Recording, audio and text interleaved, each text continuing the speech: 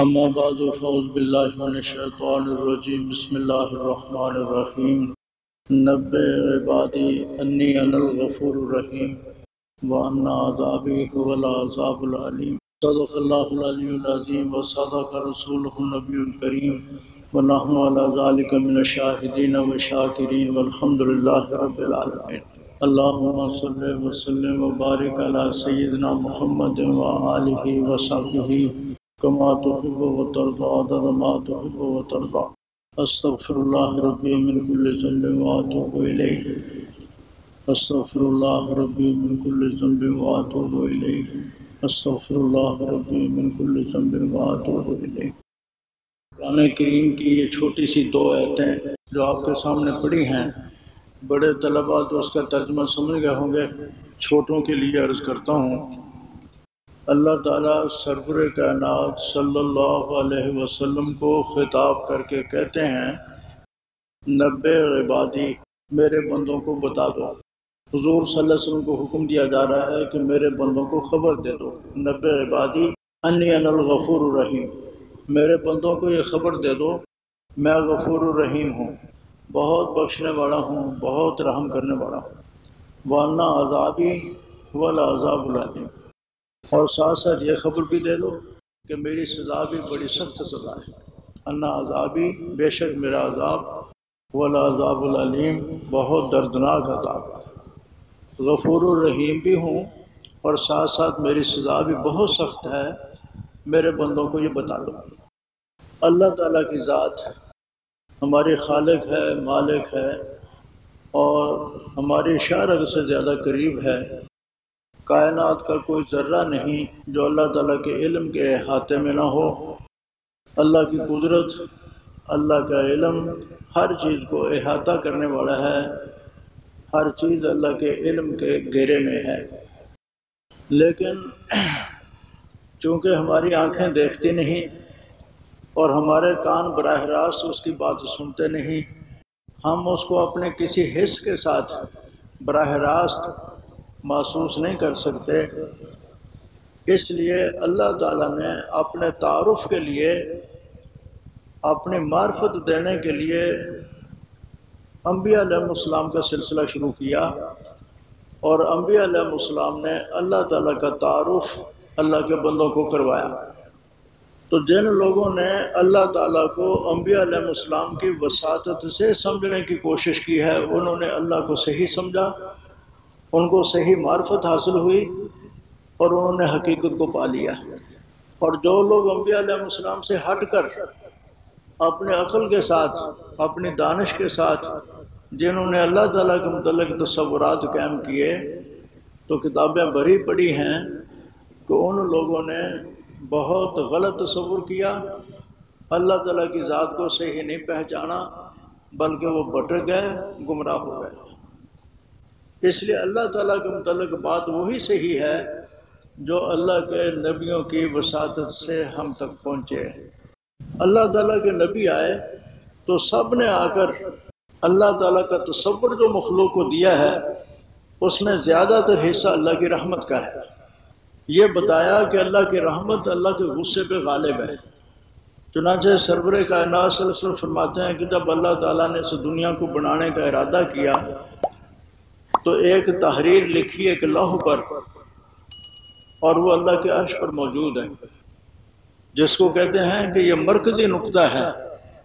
سارے کام اسی مرکزی نقطہ کے ارد گرد گھومتے ہیں کہ بنیادی چیز جو طے کر لی جاتی ہے۔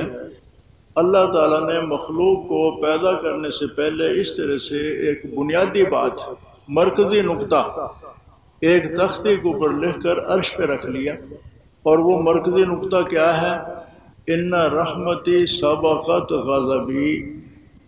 سرور کائنات صلی اللہ علیہ وسلم فرماتے ہیں کہ یہ اللہ تعالیٰ نے اپنے مخلوق کے لیے ایک مرکزی نقطہ لکھ کر تختے کے اوپر عرش پہ رکھا ہوا ہے۔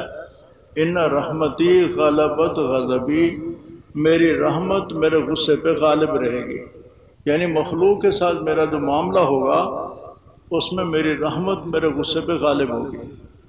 اور حضور صلی اللہ علیہ وسلم نے فرمایا کہ اللہ تعالیٰ نے یہ سمجھانے کی بات ہے ورنہ اللہ تعالیٰ کی رحمت کے جز نہیں بن سکتے، تجزی نہیں ہے۔ ہماری زبان میں ہمیں سمجھانے کے لیے حضور صلی اللہ علیہ وسلم نے فرمایا کہ یوں سمجھو کہ جیسے اللہ تعالیٰ نے اپنے رحمت کو 100 حصوں میں تقسیم کیا اور اس میں سے ایک حصہ یعنی اپنی رحمت کا 100واں حصہ اللہ تعالیٰ نے ساری مخلوق میں تقسیم کیا، ساری مخلوق میں، حتیٰ کہ حیوانات میں، پرندوں میں، درندوں میں، انسانوں میں، جنوں میں، فرشتوں میں، پوری مخلوق کے اندر اپنے رحمت کے 100ویں حصے کو تقسیم کیا۔ اور اسی رحمت کی وجہ سے جو اللہ تعالیٰ نے مخلوق کے اندر تقسیم کی ہے، جانور بھی اپنے بچوں کے ساتھ پیار کرتے ہیں، پرندے بھی، درندے بھی، چوپائے بھی، انسان بھی ایک دوسرے کے ساتھ محبت اور پیار کرتے ہیں۔ تو ساری مخلوق کے اندر اللہ تعالیٰ کی رحمت کا 100واں حصہ تقسیم ہوا ہے۔ آپ اس سے اندازہ کر لیں کہ پوری مخلوق کی محبت اور شفقت اور رحمت کو اکٹھا کر لیں تو یہ اللہ تعالیٰ کے رحمت کا 100واں حصہ بنتا ہے۔ صرف آپ کو سمجھانے کے لیے کہا جا رہا ہے، ورنہ اللہ تعالیٰ کی صفت متناہی نہیں ہے کہ ہم کہیں کہ اس کے اتنے جز ہو گئے، سمجھانے کی ایک بات ہے۔ اور پھر ساتھ ہی سرور کائنات صلی اللہ علیہ وسلم نے یہ فرمایا کہ قیامت کے دن اللہ تعالیٰ اپنی مخلوق کے ساتھ جب برتاؤ فرمائیں گے تو اس ساری رحمت کو جو اس نے مخلوق کے اندر تقسیم کی ہے اپنی صفت کے ساتھ ملا لیں گے اور اس صفت رحمت کو 100 درجے کامل کر کے پھر اپنے بندوں کے ساتھ معاملہ کریں گے۔ تو اندازہ کریں کہ اللہ تعالیٰ کی رحمت کتنی محیط ہوگی اور کتنی اللہ کی رحمت جو ہے وہ عام ہو جائے گی۔ اللہ تعالیٰ کا تعارف جو کروایا ہے انبیاء علیہ السلام نے تو یہ رحمت کے عنوان کے ساتھ ہی کروایا ہے کہ اللہ بہت مہربان ہے، بہت رحمت کرنے والا ہے، بہت شفقت کرنے والا ہے۔ اللہ کی رحمت کو یاد دلا کر اللہ کے بندوں کو اللہ کے ساتھ جوڑنے کی کوشش کی ہے انبیاء علیہ السلام۔ یہ وجہ ہے کہ ہر وقت ہماری زبان پر جو جاری ہے، پانی پیتے وقت بسم اللہ پڑھو، کپڑا پہنتے وقت بسم اللہ پڑھو، گھر میں داخل ہوتے ہوئے بسم اللہ پڑھو، ہر کام کو ابتدا کرتے بسم اللہ پڑھو۔ تو آپ کو یاد ہے، آپ نے غور فرمایا ہوگا کہ اللہ کا نام لینے کے بعد سب سے پہلا لفظ جو ہماری زبان پہ جاری ہوتا ہے وہ کیا ہے؟ بسم اللہ الرحمن الرحیم۔ بسم اللہ الرحمن الرحیم۔ تو اللہ تعالیٰ کے نام کے ساتھ ہم اللہ کے رحمان ہونے کو اور اللہ کے رحیم ہونے کو یاد کرتے ہیں۔ جب اللہ کا نام لیتے ہیں تو اللہ کے نام کے ساتھ رحمان اور اللہ کے نام کے ساتھ رحیم ہماری زبانوں پر جاری ہوتا ہے۔ اور رحمان اور رحیم دونوں ہی لفظ رحمت سے بنے ہیں۔ رحمان بھی مبالغے کا صیغہ ہے، بہت رحمت کرنے والا، اور رحیم بھی مبالغے کا صیغہ ہے، بہت رحمت کرنے والا۔ ایک رحمت کرنے والا ایسا جو دنیا اور آخرت میں رحمت کرتا ہے، ایک رحمت کرنے والا ایسا جو آخرت میں رحم کرے گا۔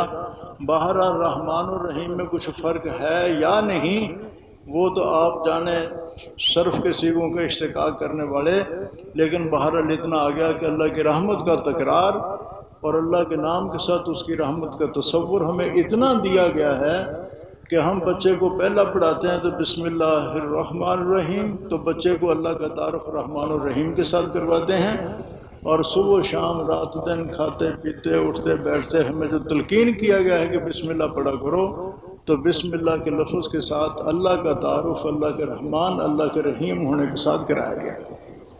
اس رحمت کے حوالے کے ساتھ ایک بات جس کی یاد دہانی کروانی مقصود ہے وہ ہے بندے کا توبہ اور استغفار، کیونکہ اللہ تعالیٰ نے اپنی خبر جو دلوائی ہے وہ غفار ہونے کے ساتھ سے دلائی ہے۔ نبی عبادی انی انا الغفور الرحیم، غفور کا لفظ ساتھ ہے، بخشنے والا، اور استغفار کا لفظ جو ہے وہ اسے غفور کے لفظ کے ساتھ مناسبت رکھتا ہے۔ سورہ ہود میں انبیاء علیہ السلام کا تذکرہ تسلسل کے ساتھ کیا گیا ہے۔ جس وقت آپ اس تذکرے کو پڑھتے ہیں تو آپ دیکھیں گے کہ ہر نبی نے اپنے مخاطبین سے جو کہا ہے وہ یہی کہا ہے کہ اپنے رب سے جو غفور الرحیم ہے اس سے استغفار کرو، اس کی طرف توبہ کرو۔ اللہ کی رحمت یاد دلا کر یہ کہا ہے کہ توبہ کرو، استغفار کرو، اللہ تعالیٰ تمہاری کوتاہیوں کو معاف کر دے گا۔ گویا کہ مخلوق جو بھٹکی پھرتی ہے اللہ کی نافرمانی کی وجہ سے اللہ سے دور ہوئی ہے، اس کو اللہ کی طرف جوڑنے کا ذریعہ انبیاء علیہ السلام نے جو اختیار کیا ہے، جو سبب بتایا ہے اللہ کے ساتھ جوڑنے کا، وہ توبہ اور استغفار۔ حضرت نوح علیہ السلام میں سورہ نوح کے اندر بھی ہے استغفروا ربکم انہ کان غفارا، ایسے ہی دوسرے انبیاء کے ذکر میں بھی ہے، سورہ مزمل کے آخر میں بھی یہی ہے، استغفار کرو، اللہ تعالیٰ غفور الرحیم ہے۔ تو غفور الرحیم کا حوالہ دے کر توبہ اور استغفار کی تلقین کی گئی۔ توبہ اور استغفار کی حقیقت کیا ہے؟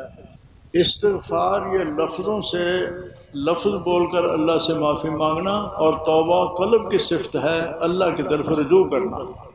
اصل یہ ہے کہ اللہ تعالیٰ کی نعمتیں اس کی رحمت کے ساتھ انسانوں پر اتنی زیادہ ہیں کہ یہ انسان اللہ تعالیٰ کی نعمتوں کا شکر ادا نہیں کر سکتا، اس بارے میں قاصر ہے۔ حضرت شیخ سعدی رحمۃ اللہ علیہ جس طرح سے گلستان کی ابتدا میں فرماتے ہیں کہ جس وقت ہم سانس لیتے ہیں، سانس اندر کو جاتا ہے تو ممد حیات ہے، اس سے ہماری عمر بڑھتی ہے، باہر کو نکلتا ہے تو ہمیں راحت حاصل ہوتی ہے۔ پس در ہر نفس دو نعمت موجود است و بر ہر نعمت شکر واجب۔ ایک سانس میں دو نعمتیں ہیں اور ہر نعمت کے اوپر شکر واجب ہے۔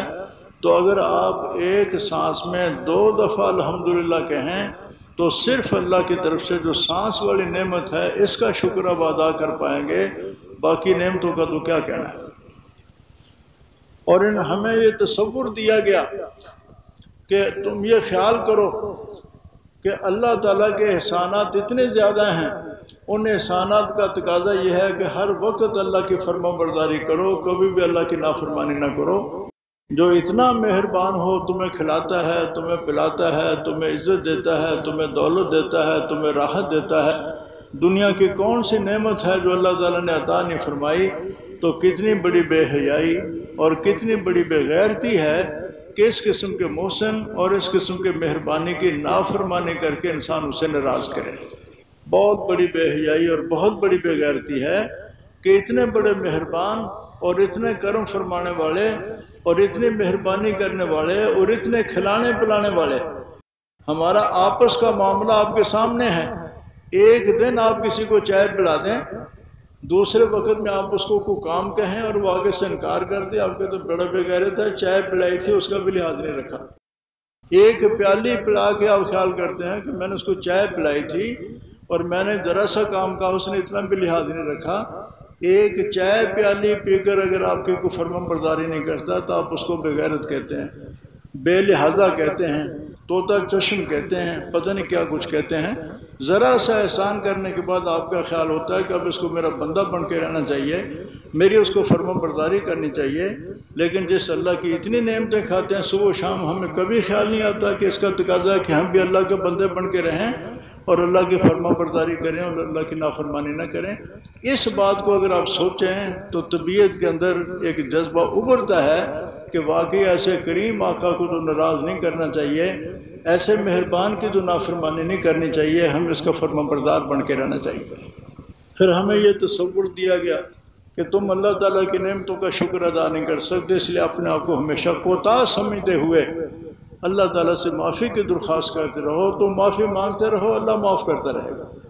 باقی یہ نہ خیال کرنا ایک دن نماز پڑھ لی، 2-4 نفل پڑھ لیے تو تم سمجھو اللہ پہ بہت بڑا احسان کر دیا، دیکھو ہم نے عبادت کر لی، یہ تصور غلط ہے۔ اسرائیلی روایات میں جن کو ہمارے بزرگ بھی سمجھانے کے لیے واعظ کے طور پر کبھی بیان کرتے ہیں، اسرائیلی روایات اگر ہماری شرعی روایات سرور کائنات سے جو صحیح ثابت ہیں ان کے ساتھ کوئی ٹکراؤ نہ لے تو ان کا بیان کرنا بھی جائز ہے اور اس سے عبرت حاصل کرنا بھی جائز۔ احکام کے سلسلے میں ہم کسی دوسری شریعت کی بات نہیں لے سکتے، لیکن وعظ و نصیحت کے طور پر اگر ان واقعات کو لیا جائے تو یہ ٹھیک ہے۔ ہمارے بزرگوں کی کتابوں میں ایک واقعہ لکھا ہے، براہ راست تو میں نے حدیث کی کتاب میں نہیں دیکھا، کہ ایک اسرائیلی راہب تھا۔ راہب اس کو کہتے ہیں، راہب کا لفظی معنی ڈرنے والا، جیسے ہم متقی کہتے ہیں، اس زمانے میں لفظ راہب استعمال کرتے تھے، اللہ سے ڈرنے والا۔ اور اللہ سے ڈرنے والے جو ہوتے تھے وہ کہتے تھے کہ ہم اگر مخلوق کے اندر شامل ہو کے رہتے ہیں تو گناہ کرنا پڑتا ہے، برادری کا لحاظ ہوتا ہے، بیوی بچوں کا لحاظ ہوتا ہے، پڑوسیوں کا لحاظ ہوتا ہے، تو صحیح طور پر عبادت نہیں ہو سکتی۔ وہ سب کو چھوڑ چھاڑ کے جنگل میں چلے جاتے تھے اور جنگل میں کٹیا بنا کے بیٹھ جاتے، بسوں کا جنگلی پھل کھاتے، چشموں کا پانی پیتے اور اللہ کی عبادت کرتے رہتے، مخلوق کے قریب نہیں لگتے تھے تاکہ کوئی گناہ نہ ہو۔ ایسا ہی کوئی راہب تھا جو پہاڑوں میں رہتا تھا، تو 400 سال تقریباً اس کو عبادت کا موقع ملا۔ پہلے لوگوں کی عمریں بہت لمبی ہوتی تھی، جیسے نوح علیہ السلام 950 سال تو ان کی تبلیغ کا دور ہے، 40 سال کی عمر میں ان کو نبوت ملی تھی، تو 990 یہ ہو گئے، اور سیلاب آنے کے بعد جب وہ مخلوق ہلاک ہو گئی تو 150 سال اس کے بعد زندہ رہے، تو گویا کہ 1140 سال عمر ہوئی حضرت نوح علیہ السلام کی۔ اور آدم علیہ السلام کی عمر، زمینی عمر جو ہے وہ پوری 1000 سال ہے، جیسے حدیث شریف میں آتا ہے، بہت لمبی لمبی عمریں ہوتی تھیں۔ تو یہ تو خیر قصہ علیحدہ ہوا۔ تو 400 سال اس کو موقع ملا اللہ کی عبادت کرنے کا۔ وہ مرتے وقت اس کے دل میں یہ الزام پیدا ہوا کہ میں نے تو اللہ کی اتنی عبادت کر لی ہے، اب بھی کیا اللہ مجھے جنت نہیں دے گا؟ 400 سال عبادت کر کے گویا کہ وہ سمجھ بیٹھا کہ اب جنت میرا حق ہے، میں نے اتنی عبادت کر لی، کیا بھی مجھے جنت نہیں ملے گی؟ جبکہ ہمیں سرور کائنات صلی اللہ علیہ وسلم نے تعلیم یہ دیا کہ کتنا ہی عمل کر لو، جنت میں جانا اللہ کی رحمت کے ساتھ۔ حدیث شریف میں صاف صاف تلقین کی گئی، لَن يَدْخُلَ أَحَدُكُمُ الْجَنَّةَ بِعَمَلِهِ، تم میں سے کوئی شخص اپنے عمل کے زور سے جنت میں نہیں جا سکتا۔ کہنے والے نے کہہ دیا، آگے سے مجلس میں بیٹھنے والے سوال کرتے تھے، سرور کائنات سے ان سے پوچھا گیا، وَلَا أَنْتَ یا رسول اللہ، آپ تو کہتے ہیں کہ کوئی شخص عمل کے زور سے جنت میں نہیں جا سکتا، وَلَا أَنْتَ یا رسول اللہ، یا رسول اللہ آپ بھی نہیں، آپ بھی جنت میں نہیں جا سکتے عمل کی وجہ سے؟ آپ نے یوں کر کے حیرت کے ساتھ اپنے سر پہ ہاتھ رکھا، وَلَا أَنَا إِلَّا إِن يَتَغَمَّدْنِي اللَّهُ بِرَحْمَتِهِ، میں بھی اپنے عمل کی وجہ سے جنت میں نہیں جا سکتا۔ اب اس کے بعد کسی اور کے لیے کیا گنجائش رہ گئی کہ وہ 2 رکعتیں پڑھ کے حساب لگانے بیٹھ جائے کہ اب تو میں نے اتنا نفع کما لیا ہے کہ اللہ تعالیٰ پر ضروری ہو گیا کہ مجھے جنت میں لے کے جائے۔ یہ حساب کتاب اللہ کے ساتھ نہیں کیا جاتا۔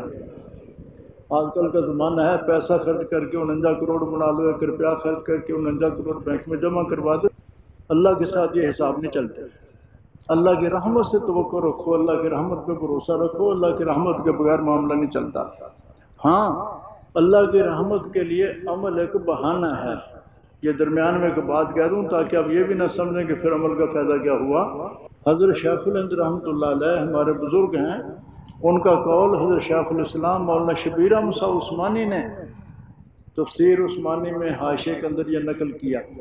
فرماتے ہیں یہ سورہ اعراف میں جہاں یہ آتا ہے ادخلوا الجنۃ بما کنتم تعملون، تم اپنے عملوں کے سبب سے جنت میں داخل ہو جاؤ، وہاں پہلی دفعہ قرآن کریم میں بما کنتم تعملون کا لفظ آیا، داخل ہو جاؤ جنت میں ان عملوں کی وجہ سے جو تم نے کیے۔ تو وہاں سے معلوم ہوتا ہے کہ عمل جنت میں جانے کا ذریعہ ہے۔ تو حضرت شیخ الاسلام لکھتے ہیں کہ حدیث شریف میں تو آتا ہے کہ کوئی شخص عمل کی وجہ سے جنت میں نہیں جائے گا، اللہ کی رحمت سے جائے گا، اور جہاں آ گیا کہ اللہ کہتے ہیں کہ اپنے عمل کی وجہ سے جنت میں جاؤ، یہ 2 باتیں کیسے ہو گئیں؟ بہت پیارا جملہ لکھا، چونکہ مولانا شبیر احمد صاحب عثمانی بھی شاگرد تھے حضرت شیخ الہند رحمۃ اللہ علیہ کے، تو وہ کہتے ہیں کہ مترجم محقق فرمایا کرتے تھے، مترجم محقق سے حضرت شیخ الہند مراد ہے کہ گاڑی تو اللہ کی رحمت سے چلے گی، لیکن عمل وہ جھنڈی ہے کہ جس کے اشارے کے ساتھ اس کو چلاتے ہیں اور روکتے ہیں۔ نہیں سمجھے بات آپ؟ اسٹیشن پر کبھی آپ کھڑے ہوں تو آپ نے دیکھا ہوگا کہ گاڑی کے ساتھ ایک جو گارڈ ہوا کرتا ہے تو اس کے ہاتھ میں ایک سبز جھنڈی ہوتی ہے، ایک سرخ جھنڈی ہوتی ہے۔ جس وقت وہ سبز جھنڈی ہلاتا ہے یوں کر کے تو گاڑی چل پڑتی ہے۔ اب جو شخص حقیقت نہ جانتا ہو وہ سمجھے گا کہ جھنڈی میں بڑا زور ہے، دیکھو اس یہ کر کے ہلی تو گاڑی چل پڑی۔ اور کبھی ایسا ہوتا ہے کہ وہ سرخ جھنڈی ہلا دے تو گاڑی کھڑی ہو جاتی ہے۔ تو اب یہاں بھی وہی بات ہے کہ آپ دیکھیں گے کہ اس جنڈی میں جو 4 گرے بھی کپڑا نہیں ہے، اتنا سا کپڑا ہے سرخ رنگ کا، تو اس میں اتنی طاقت ہے کہ یوں کر کے ہلی تو گاڑی رک گئی۔ تو حضرت فرماتے ہیں کہ عمل کی حیثیت یہ ہے کہ گاڑی چلنی تو اللہ کی رحمت سے ہے، لیکن عمل وہ جھنڈی ہے کہ جس جھنڈی کے اشارے کے ساتھ اللہ کی رحمت آتی ہے یا نہیں آتی۔ سرخ جھنڈی اگر ہوگی تو گاڑی رک جائے گی، سبز جھنڈی ہوگی گاڑی چل پڑے گی۔ عمل کی حیثیت ایسے ہے جیسے گارڈ کی جھنڈی ہوتی ہے، اشارہ جھنڈی کرے گی، رحمت اللہ کی آئے گی۔ تو عمل ہوگا تو اللہ کی رحمت آئے گی، گاڑی چلے گی اللہ کی رحمت کے ساتھ۔ اس مسئلے کو سمجھانے کے لیے اگر آپ غور کریں تو شاید اس سے بہتر کوئی مثال نہ دی جا سکے۔ جیسی مثال حضرت شیخ نے دے دی، اس سے بہتر شاید مثال نہ دی جا سکے۔ کپڑے میں طاقت نہیں ہے گاڑی کو دھکا لگا دے اور چلا دے، گاڑی کے چلنے کے لیے تو وہ قوت ہے جو انجن میں ہے وہ چلاتی ہے، لیکن اس جھنڈی کے اشارے کے ساتھ ایک اصطلاح متعین ہے کہ جب یہ جھنڈی ہلے گی تو گاڑی چل پڑے گی، یہ جھنڈی ہلے گی گاڑی رک جائے گی۔ عمل تو اللہ تعالیٰ کے نزدیک کسی طرح سے ہے کہ آئے گی اللہ کی رحمت، لیکن آپ کا عمل جو ہے وہ اس کے لیے ایک علامت بن جائے گا۔ کیسا عمل ہوگا اللہ کی طرف سے، کیسا برتاؤ ہوگا، یہ جھنڈی اس کے لیے ایک علامت ہے۔ اس سے بہتر مثال عمل کی حیثیت کو سمجھانے کے لیے کوئی نہیں دی جا سکتی۔ ہمیں تو یہ ذہن دیا گیا ہے کہ رحمت پر نظر رکھو، اور رحمت کے حاصل ہونے کا ذریعہ عمل ہے۔ نیک عمل کرو گے اللہ کی رحمت آئے گی، لیکن گاڑی چلنی جو ہے وہ اللہ کی رحمت سے ہے، عمل اکیلا گاڑی کو دھکیلنے کے لیے کافی نہیں ہے۔ تو اس راہب کے دل میں یہ خیال آ گیا کہ میں نے تو 400 سال عبادت کی ہے تو مجھے بھی جنت نہیں ملے گی۔ تو کہتے ہیں جب اس کی وفات ہو گئی تو اللہ تعالیٰ نے فرشتوں سے کہا کہ اس کو لے جاؤ، جہنم کے کنارے پر اس کو کھڑا کرنا ہے، جہنم میں پھینکنا نہیں ہے، قریب لے جاؤ۔ تو جب فرشتوں نے اس کو جہنم کے قریب کیا تو جہنم کی تپش جو پہنچی تو فوراً ہائے پیاس، ہائے پیاس، پانی پلا دو، پانی پلا دو، اس نے شور مچا دیا، پیاس بڑک اٹھی۔ اب مرتا کیا نہ کرتا، شور مچاتا ہے۔ تو فرشتے کہنے لگے کہ یہاں تو پانی ایسے نہیں ملتا، یہاں تو پانی قیمتاً ملتا ہے، مفت تو نہیں ملتا۔ وہ کہنے لگا کہ کیا قیمت ہے؟ تو انہوں نے کہا کہ 1 گلاس پانی کا 400 سال کی عبادت، مرضی ہے لو مرضی ہے نہ لو۔ اگر پینا ہے پانی تو 400 سال کی عبادت چاہیے۔ آپ جانتے ہیں کہ جب انسان مر رہا ہو تو جو کچھ سب لٹانے کے لیے تیار ہوتا ہے، وہ کہتا ہے اتنی عبادت تو میرے پاس ہے، مجھے پانی پلا دو۔ تو اللہ تعالیٰ نے اس کو بلا کے کہا کہ 400 سال کی عبادت تو 1 گلاس پانی کی قیمت ہے، جس نے 400 سال پانی پلایا ہے پہلے اس کی قیمت ادا کر، پھر جنت کی بات آگے کریں۔ اب اندازہ کیجئے 400 سال میں کتنا پانی پیا؟ 1 گلاس پر تو 400 سال کی عبادت دینے کے لیے تیار ہو گئے، جس نے 400 سال پانی پلایا۔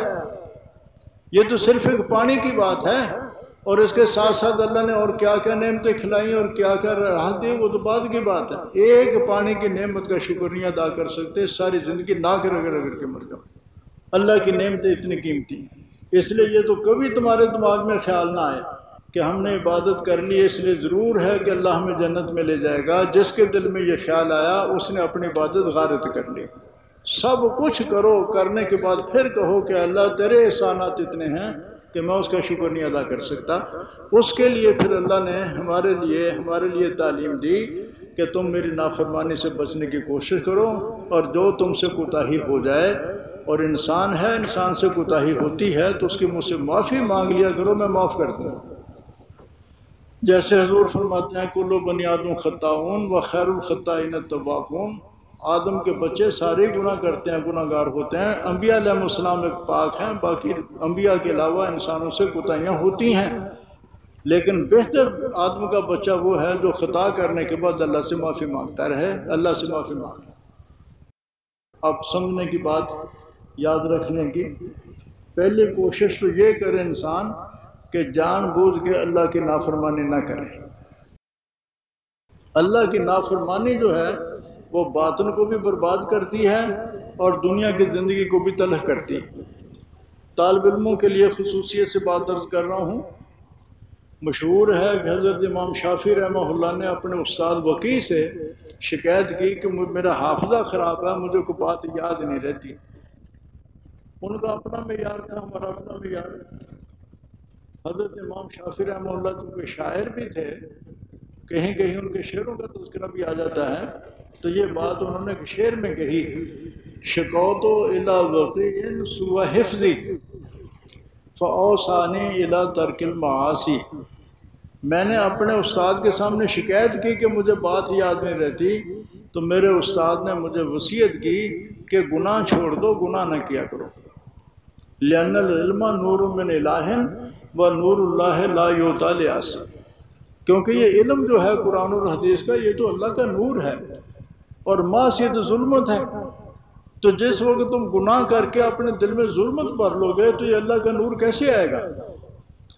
اس لیے طالب علموں کے لیے بھی ضروری ہے کہ اگر آپ چاہتے ہیں کہ علم دل کے اندر نور پیدا کرے، روشنی پیدا کرے، اللہ کی معرفت حاصل ہو، تو اس کے لیے ضروری ہے کہ انسان گناہ سے بچے۔ گناہ کرنے کے ساتھ قلب میں تاریکی آتی ہے، دل میں ظلمت آتی ہے، اس کے بعد پھر علم کے اثرات جو ہیں وہ واقع نہیں ہوتے۔ تو شکوت الی وقیع سوء حفظی فاوصانی الی ترک المعاصی لأن العلم نور من الہ و نور اللہ لا یعطی لعاصی۔ اللہ کا نور جو ہے وہ گناہ گار کو نہیں دیا جاتا، اس لیے بچو، گناہ نہ کرو۔ اور انسان کو اللہ تعالیٰ نے جو تعلیم دی اس میں خصوصیت کے ساتھ ایسی باتیں بتائیں جو انسان کو گناہ سے بچانے والی ہیں، وہ ذہن میں حاضر رکھیں آپ۔ گناہ کا مبنی جو ہے وہ ہے اخفاء پر، آپ بترتیب بات ذہن میں رکھیں، گناہ کا مبنی جو ہے وہ اخفاء پر ہے۔ گناہ انسان چھپ چھپا کے کرتا ہے، اعلان اعلان گناہ بہت کم کرتا ہے۔ بڑے بڑے گناہ جتنے بھی ہیں انسان کوشش کرتا ہے کہ کسی کو پتہ نہ چلے، وہ چھپ چھپا کے کرتا ہے۔ اور ہمیں تعلیم یہ دی گئی ہے کہ گناہ چھپتا نہیں، چاہے تم کچھ کر لو، یہ آخر ظاہر ہو کے رہے گا، یہ کبھی چھپتا نہیں ہے۔ قرآن نے کہا کہ تمہارے ہاتھ اور تمہارے پاؤں اور تمہارا چمڑا، یہ جو کچھ تم کرتے ہو سب اس میں ریکارڈ ہو رہا ہے۔ پرانے زمانے میں تو لوگ اپنے قوت ایمانی کے ساتھ اس بات کو سمجھتے تھے، لیکن آج تو سمجھنا بہت آسان ہو گیا۔ یہ ریکارڈنگ کا سلسلہ جتنا ہے وہ سارے کا سارا بتاتا ہے کہ ان چیزوں کے اندر اللہ نے صلاحیت رکھی ہے کہ یہ آواز کو ضبط کر لیتی ہیں، محفوظ کر لیتی ہیں۔ جب دوسرے وقت چاہو تو وہی آواز ان سے آنی شروع ہو جاتی ہے۔ یہ تسمے بنے ہوئے ہیں، انسان کی تصویر محفوظ کر لیتے ہیں۔ یہ آئے دن اب تو کوئی مخفی بات نہیں رہی۔ یہ ویڈیو کیسٹ اور اس قسم کی کیسٹیں جو بنتی ہیں، آج یہ مجلس موجود ہے، اگر اس کو فلمایا جاتا اور وہ کیسٹ تیار کی جاتی تو یہ حرکت، تمہارا ہلنا، ذرا ذرا مسکرانا، وہ سب کچھ اس میں آ جاتا۔ اور اگر 10 سال کے بعد بھی ہم دیکھنا چاہتے تو اس کو چلا دیا جاتا، تو ایسا ہوتا کہ یہی وقت ہے، یہی بتیاں جل رہی ہیں، اور یہی حرکت سامنے آ جائے گی، یہی شکل سامنے آ جائے گی، اور یہی آواز سامنے آ جائے گی۔ ایک چیز مخفی نہیں رہے گی، جو کچھ کیا ہوا سب آپ دیکھ لیں گے۔ تو یوں سمجھو کہ ہمارے چمڑے میں، ہمارے ہاتھوں میں، ہمارے پاؤں میں، ہماری آنکھوں میں، ہمارے کانوں میں جو کچھ ہم سنتے ہیں، جو کچھ ہم دیکھتے ہیں، جو کچھ ہم کرتے ہیں، وہ ریکارڈ ہوتا جا رہا ہے۔ قرآن کہتا ہے کہ قیامت کے دن یہی ہاتھ پاؤں انسان کے بولیں گے اور بتا دیں گے کہ ان کے ساتھ کیا کیا تھا، کیا نہیں کیا تھا۔ تو اب اگر آپ کو گناہ چھپانا چاہتے ہیں تو گناہ ایسے طور پر کیا کرو کہ ہاتھ پاؤں چمڑا سب کچھ اتار کے رکھ دیا کرو تاکہ یہ گواہی نہ دے، ورنہ جس وقت آپ کو کام کریں گے تو ریکارڈ تو ہو گیا۔ اب اس کو کیسے لوگے؟ جس وقت آپ کے سامنے فلم چلا دی جائے گی، سب کچھ آپ کے سامنے آ جائے گا کہ آپ نے کیا کیا، کیا نہیں کیا۔ اور پھر قرآن کہتا ہے کہ یہ زمین میں سب کچھ ریکارڈ ہو رہا ہے جو کچھ تم کر رہے ہو۔ اذا زلزلت الارض زلزالها، اس میں آگے ہے یومئذ تحدث اخبارها، کہ جس دن زمین اپنی خبریں بیان کرے گی۔ اس آیت کو پڑھ کے حضور صلی اللہ علیہ وسلم نے صحابہ سے پوچھا کہ کیا تمہیں پتہ ہے کہ زمین کی خبریں کیا ہیں؟ فرمایا کہ زمین کی خبریں یہ ہیں کہ زمین بتائے گی کہ اس شخص نے میرے اوپر نماز پڑھی تھی، اس شخص نے میرے اوپر چوری کی تھی، اس شخص نے میرے پہ بدماشی کی تھی، اس شخص نے میرے پہ کسی کو قتل کیا تھا۔ جو واقعہ ہوتا چلا جائے گا وہ آپ کے در و دیوار میں اور آپ کے سارے زمین کے اندر وہ ریکارڈ ہوتا چلا جا رہا ہے۔ تو آپ گناہ کرنے کے لیے کون سی جگہ تلاش کریں گے؟ جہاں بھی جاؤ گے زمین پر ہی جاؤ گے، آخر وہ زمین میں بھی ریکارڈ ہو رہا ہے۔ چھوٹے سے چھوٹا عمل چاہے ایسے پتھر کے اندر گھس کر کے جس کا نہ کوئی روشن دان ہو نہ کھڑکی ہو. ہمیں بتایا گیا جس طرح سے سورہ لقمان میں ہے، لقمان علیہ السلام نے اپنے بیٹے کو نصیحت کرتے ہوئے کہا تھا کہ اِنَّهَا إِن تَكُن مِثْقَالَ ذَرَّةٍ مِّنْ خَرْدَلٍ، اگر رائی کے دانے کے برابر کو ہوگا وَتُكُن فِي صَخْرَةٍ أَوْ فِي السَّمَاوَاتِ أَوْ فِي الْأَرْضِ، پھر وہ کسی چٹان کے اندر ہو یا زمین میں گھسا ہوا ہو یا آسمان پہ چڑھا ہوا ہو، یاتی بہ اللہ، اللہ تعالیٰ اس کو لے آئے گا اور آپ کے سامنے کر دے گا کہ تو نے یہ کیا تھا. تو کوئی جگہ چھپنے چھپانے کی نہیں کہ جہاں چھپ کے انسان یہ کر سکے. گناہ کبھی چھپا نہیں رہتا، باہر صورت وہ حاضر ہو جائے گا. اگر اس ذہن کو آپ پختہ کر لیں اور اپنے دل میں یہ بات بٹھا لیں تو آپ کوئی گناہ کرنے کے لیے یوں نہیں دیکھیں گے کہ میں نے دروازہ بند کر لیا، یوں نہیں دیکھیں گے کہ اندھیرا ہے کسی کو نظر نہیں آ رہا، بلکہ چوری ہو، چکاری ہو، بدماشی ہو، عیاشی ہو، جو بھی ہو جس جگہ بھی آپ کریں گے یہ ذہن میں ہو کہ آخر ایک دن ظاہر ہو جائے گا، چھپا نہیں رہے گا. تو انسان کے اندر گناہ کی قوت مزمین ہو جاتی ہے اور گناہ کی قوت شکست کھا جاتی ہے. انسان گناہ سے بچ جاتا ہے اگر اس کے ذہن میں یہ رہے کہ یہ چھپ ہی نہیں رہے گی چیز، آخر ایک دن ظاہر ہو جانی ہے. ان سب چیزوں کے باوجود پھر ساتھ ساتھ یہ بھی بتایا اِنَّا عَلَيْكُمْ حَافِظِينَ کِرَامًا کاتبین، تمہارے اوپر نگرانی کرنے والے فرشتے بھی متعین ہیں جو ہر وقت لکھنے والے ہیں کہ آپ نے کیا کیا کیا نہیں کیا. وہ ساری مثل علیحدہ تیار ہو رہی ہے اور قیامت کے دن جس وقت یہ نامہ اعمال نکال کے سامنے دیا جائے گا تو انسان حیران ہو کے کہے گا مال حاضر کتاب لا یغادر صغیرۃ ولا کبیرہ، اس کتاب کو کیا ہو گیا، اس نے تو نہ کوئی چھوٹی چیز چھوڑی نہ بڑی چیز چھوڑی، سب کو لکھا ہوا ہے. یہ چیزیں ذہن کے اندر اگر ہوں کہ ہمارے پیچھے ہر وقت یہ CID لگی ہوئی ہے جو ہمارے اعمال کو لکھتی ہے، زمین ہمارے اعمال کو ریکارڈ کرتی ہے، ہمارے بدن کے اعضاء جو ہیں وہ سارے کے سارے ہمارے اعمال کو ریکارڈ کرتے ہیں، اس بات کا استحضار اور اس کو یاد رکھنا انسان کو گناہ کرنے سے بچاتا ہے، بچتا رہتا ہے. اگر انسان کے اندر یہ چیز ذہن میں اگر راسخ ہو جائے، یاد دہانی اگر اس کی ہوتی رہے. لیکن اس کے باوجود بھی اگر انسان کسی غفلت کی وجہ سے ایسا کر بیٹھے، کوئی گناہ ہو گیا، غلطی ہو گئی، تو بھی مایوسی کی کوئی بات نہیں ہے. اللہ نے اور اللہ کے رسول نے ایک توبہ کا ایک چیز ایسی بنائی ہے بندے کے لیے، جیسے حدیث شریف میں آتا ہے کہ جب شیطان نے یہ چیلنج کیا تھا کہ میں اس آدم کے بچے کو میں گمراہ کرتا رہوں گا اور تیرے خلاف اس کو بھڑکاتا رہوں گا، تو اللہ تعالیٰ نے کہا تھا کہ کوئی بات نہیں، یہ مجھ سے معافی مانگتا رہے گا تو میں اسے معاف بھی کرتا رہوں گا. یہ تو اس سے گناہ قربانا، یہ مجھ سے معافی مانگے میں اس کو معاف بھی کرتا رہوں گا، معافی بھی دیتا رہوں گا. اللہ تعالیٰ کی بہت بڑی رحمت ہے کہ اس نے ہمارے لیے توبہ کا دروازہ کھول دیا، ہمارے لیے استغفار کی گنجائش رکھ دی. ورنہ اگر اللہ تعالیٰ کی طرف سے یہ بات نہ ہوتی تو ہم غلطی کرنے کے بعد اس کی تلافی نہ کر سکتے اور پھر اللہ کے مجرم ہو کے سزا پاتے. یہ اللہ کے غفور الرحیم ہونے کا تقاضا ہے، جو اللہ نے کہا کہ میرے بندوں کو بتا دو میں غفور الرحیم ہوں. اس غفور الرحیم ہونے کا تقاضا یہ ہے کہ اس نے ہمارے لیے کہ توبہ کا دروازہ کھلا رکھا ہے. اور توبہ کا دروازہ بند ہوتا ہے شخصی طور پر اس وقت جب انسان پہ غرغرہ کی کیفیت طاری ہو جائے، یعنی سانس اکھڑ گیا، عالم آخرت منکشف ہو گیا، دنیا سے جانا یقینی ہو گیا. اب اگر وہ توبہ کرے تو توبہ قبول نہیں ہے. صاف طور پر قرآن کریم میں اعلان کر دیا گیا لیست توبۃ للذین یعملون السیئات حتی اذا حضر احدهم الموت قال انی تبت الآن. ان لوگوں کے لیے کوئی توبہ نہیں ہے، ان کی کوئی توبہ قبول نہیں جو گناہ کرتے رہتے ہیں اور جب موت آپ موجود ہوتی ہے پھر کہتے ہیں تبت الآن، میں اب توبہ کرتا ہوں. تو ان کے لیے لیست توبہ، ان کی کوئی توبہ نہیں. ایک تو توبہ کا دروازہ اس وقت بند ہوتا ہے اور ایک توبہ کا دروازہ بند ہوگا عالمی سطح پر جس وقت کہ سورج مغرب کی طرف سے نکلے گا اور یہ علامت ہوگی کہ اب دنیا میں جانکاری کی کیفیت طاری ہو گئی. اس وقت کو کافر ایمان لائے گا تو ایمان کا اعتبار نہیں اور کوئی گناہ گار توبہ کرے گا تو توبہ کا اعتبار نہیں. تو مغرب کی طرف سے سورج نکلنے سے پہلے توبہ کی گنجائش اور شخصی طور پر موت کی غشی طاری ہونے سے پہلے توبہ کی گنجائش اتنی اللہ نے اس بارے میں وسعت رکھی ہے کہ توبہ کرو، استغفار کرو، اللہ تعالیٰ گناہ معاف کر دے گا. بلکہ عبداللہ بن مسعود رضی اللہ عنہ کی روایت آتی ہے کہ بندہ جس وقت بھول بھٹک کر اللہ سے اپنا رخ موڑ لیتا ہے اور پھر توبہ کر کے اللہ کی طرف متوجہ ہوتا ہے تو اللہ تعالیٰ اتنا خوش ہوتے ہیں، اتنا خوش ہوتے ہیں۔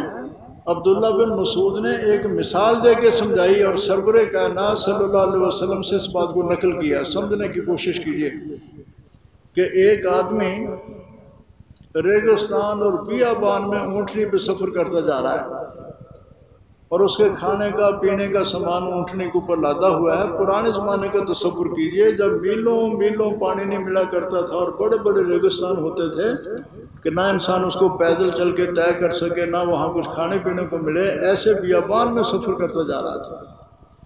ایک جگہ اپنے کسی ضرورت کے لیے اترا، جیسے آخر مسافر ہے، سوتا بھی ہے، کھانے پینے کی ضرورت کے لیے بھی اترتا ہے، تو وہ اونٹنی اس سے بھاگ کے گم ہو گئی، اسی پر اس کا پانی، اسی پر اس کا کھانا، اور وہ اونٹنی بھاگ کے گم ہو گئی۔ اب وہ جگہ ایسی ہے کہ نہ وہاں کچھ کھانے کو موجود، نہ وہاں کچھ پینے کو موجود، اور نہ پیدل چل کے انسان سفر طے کر سکے۔ اب اس کو یقین آ گیا کہ میں مروں گا، وہ میرے مرنے کے بغیر کوئی چارہ نہیں۔ ایک جگہ وہ لیٹتا ہے اس خیال کے ساتھ کہ اب لیٹے لیٹے مر جاؤں گا میں، کوئی صورت نہیں بچنے کی، میں سب پیدل چل کے جا نہیں سکتا، یہاں کوئی چیز ملتی نہیں۔ آنکھیں اس نے بند کی ہوئی تھی اور وہ اس نیت سے لیٹ گیا تھا کہ اب میں لیٹے لیٹے یہاں مر جاؤں گا۔ تھوڑی دیر کے بعد آنکھ کھولتا ہے تو کیا دیکھتا ہے کہ اونٹنی بمحض ساز و سامان کے وہاں موجود ہے۔ اب یوں سمجھو کہ شخص مر کے دوبارہ زندہ ہوا، یعنی جو مرنے کے لیے تیار ہو گیا تھا اب یہ شخص گویا کہ مر کے دوبارہ زندہ ہوا کہ اس کو زندگی کا سامان مل گیا۔ وہ اونٹنے کو دیکھ کر بمحض ساز و سامان جب اونٹنی موجود تھی تو اس کو دیکھ کر اتنا خوش ہوا، اتنا خوش ہوا کہ اس کو اپنے ہوش و حواس گم کر لیے۔ اس نے کہنا تو یہ تھا، اس کے منہ سے نکلنا تو یوں چاہیے تھا کہ اللہم انت ربی وانا عبدک، اے اللہ واقعی تو میرا رب ہے، میں تیرا بندہ ہوں، کیسے مشکل وقت میں تو نے میرے پہ مہربانی کی۔ کہنا تو یوں تھا، لیکن بدحواسی میں وہ یوں کہتا ہے اللہم انت عبدی وانا ربک، اللہم انت عبدی وانا ربک، اے اللہ واقعی تو میرا بندہ ہے، میں تیرا رب۔ اس کے منہ سے یوں نکل گیا اخطا من شدت الفرح، خوشی کی شدت میں ہوش گم کر بیٹھا، اس کو یہ نہیں پتا کہ میرے منہ سے کیا نکل رہا ہے۔ آپ اندازہ کیجئے وہ آدمی کتنا خوش ہوا ہوگا۔ عبداللہ بن مسعود حضور صلی اللہ علیہ وسلم سے نقل کرتے ہیں کہ جیسے اس بندے کو اس اونٹنی کے واپس آنے کی خوشی ہوئی تھی، ایک بھولا بھٹکا بندہ جو نافرمان تھا اور توبہ کر کے اللہ کی طرف متوجہ ہو گیا، اللہ تعالیٰ اس بندے سے بھی زیادہ خوش ہوتا ہے۔ جتنا اونٹنی پانے والا بندہ خوش ہوا تھا، اللہ تعالیٰ اس سے بھی زیادہ خوش ہوتا ہے کہ یہ بھولا بھٹکا بندہ میرا واپس آ گیا۔ یہ اللہ تعالیٰ کی رحمت کا تقاضا ہے۔ اس لیے ہمیں چاہیے کہ ہم بھی یومیہ روز، جس طرح سے حدیث شریف میں تاکید آتی ہے، سرور کائنات سے فرماتے ہیں کہ میں خود ہر روز 100 دفعہ استغفار کرتا ہوں۔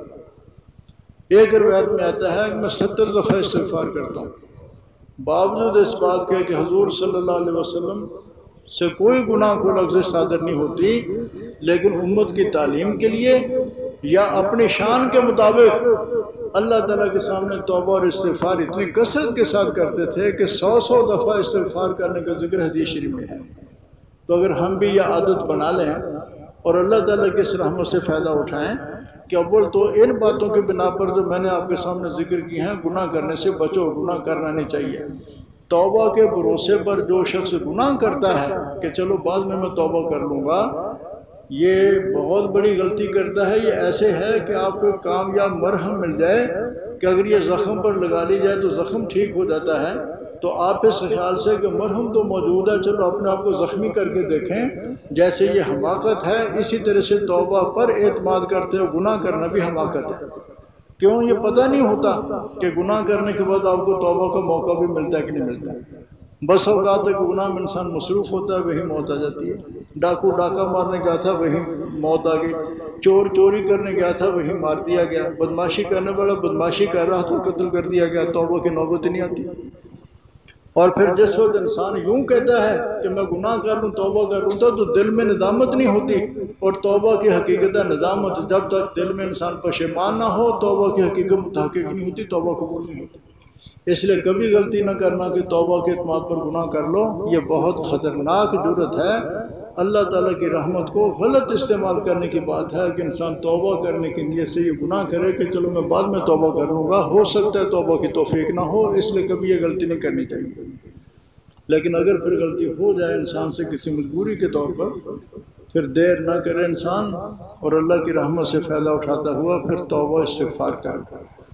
اچھا طریقہ تو وہ ہے جیسے حدیث شریف میں آتا ہے صلاۃ توبہ کے عنوان سے کہ 2 نفل اس نیت کے ساتھ پڑھو کہ میں اگر متعین گناہ ہے تو متعین گناہ کی نیت سے، اور اگر متعین گناہ نہیں تو ویسے توبہ کی نیت سے 2 نفل پڑھ کے، اور اس کے بعد اللہ کی حمد و ثنا سرور کائنات صلی اللہ علیہ وسلم، اور اس کے بعد توبہ اور استغفار کے کلمات وہ زبان سے ادا کرو تو انشاءاللہ العزیز ہر قسم کا گناہ اللہ تعالیٰ معاف فرما دیتے ہیں۔